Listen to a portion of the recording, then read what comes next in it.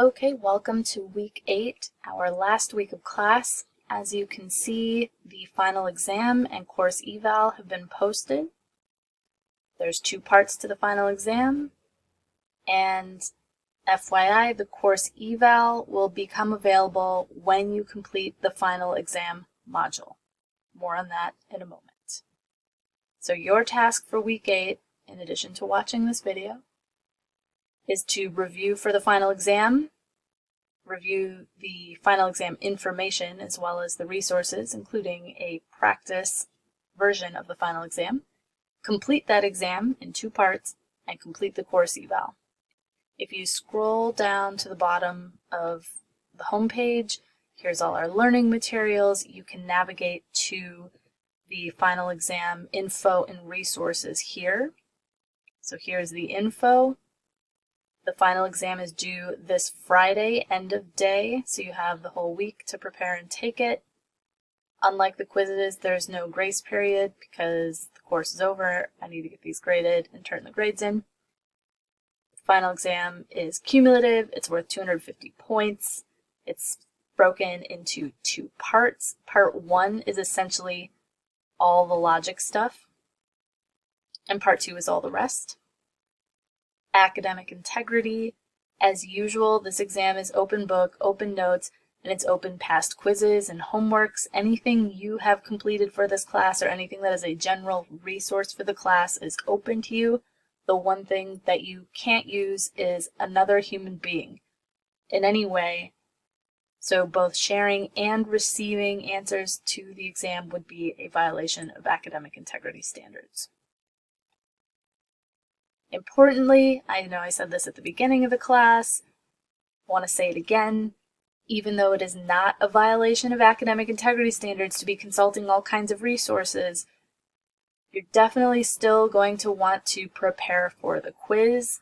It is timed and it is skill-based. Merely having all this stuff in front of you won't be super helpful. It will be helpful if you use it as a fallback for 1 or 2 things, but if you're scrambling to do all the questions by looking at past materials, the final exam will be painful. That being said, time shouldn't be an issue for most people. By far, most people will complete the exam comfortably with time to spare. 90 minutes for each section should be about double what the average person takes. So pace yourself, be prepared for the final exam, don't be overly reliant on notes, do practice, but also it shouldn't be too stressful, time-wise. Okay, so the number 1 resource for preparing for the final exam would be this practice final exam here. So let's check this out. So part 1, here we have a fairly printer-friendly PDF of the final with a link to complete solutions. For this first part, the logic portion, there are 38 questions total. There are 28 5-point questions and 10 1-point questions. The 1-point questions are marked with stars on the practice version.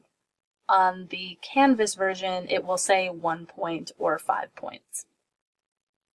The 1-point questions will not change. So you can expect these starred questions on the practice version to be identical to the 1-point questions on the actual version.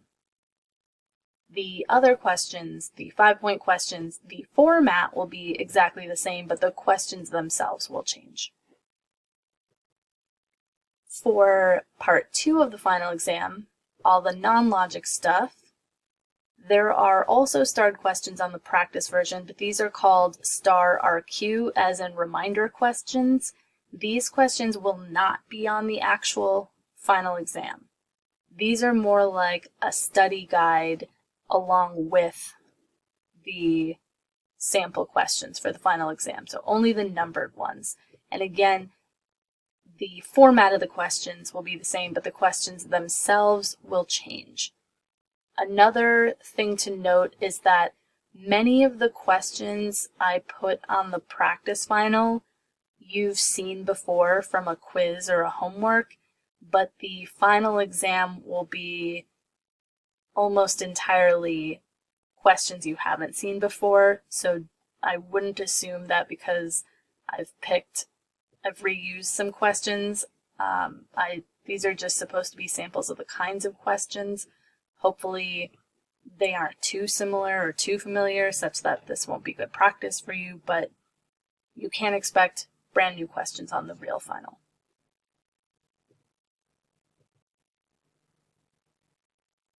On the study resources page, I've got some final exam study advice and some general advice. One thing that's not listed here because it's kind of new is in the grades section, there's this Learning Mastery tab. And the Learning Mastery tab is where I've kept track of various outcomes you have been working towards. So essentially, every homework question, quiz question, and then the final exam questions are linked to a learning outcome, and Canvas tracks how you're doing on questions associated with different learning outcomes. Unfortunately, the descriptions that you can see are not very informative, and in the future I will fix that and give the titles something more informative. I did not realize when I picked them the first time it didn't come with the descriptions that I can see. So if you want to know what these learning outcomes refer to, like if there's one that you haven't mastered, if you were to go, so this refers to Unit 1, Module 1 arguments, if you were to go to that material in, so I'm going to the home page and I'm scrolling to the bottom, say I go to that material, there are learning outcomes here too, so you can see something more specific, what these refer to. Let me know in the course eval if you found this useful at all, or if it was almost useful, and I'll try to make it better in the future. Okay, let's go look at the final exam module. So I'm going to the Modules tab. I'm going to scroll down to the final exam, and unlike quizzes where you were required to move through them in order, you are not required to move through the final exam in order. You can take the parts in whichever order you choose. I recommend completing the logic part first. I think the logic part helps with the other part, but if you are more comfortable with part 2 and you want to get that out of the way first, it's up to you. Don't forget to go to this in the modules page and click Marked Done. So it'll look like this. Be sure to click that so that you can get a check mark on the final exam module, because in order to get your check mark, you have to mark this as done and you have to submit both parts of the final exam. Once you've done that, you'll get your green check mark, and that is what unlocks the course evaluation, which is worth 20 extra credit points. I know it says 0 points, but I promise if you complete it, it will be worth 20 extra credit points. This course evaluation is anonymous. What I can see is that you completed it, and if you do complete it, I'll give you those points. Let's take a look at the Grades tab.